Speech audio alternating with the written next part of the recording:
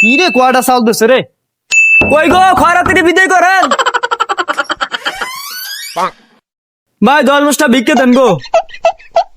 বুঝলেন টাকা নাই দিয়ে দে ভাই দিয়ে দে, তুই উপরালা তোর সরকারি চাকরি দেবে।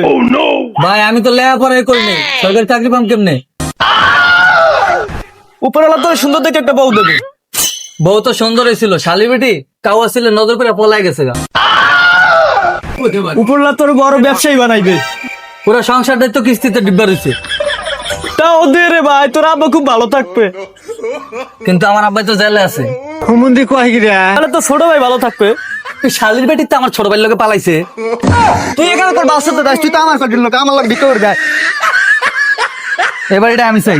এটা আমি চাই, আমি চাই। না ভাই, আমি আমি চাই, আমি চাই।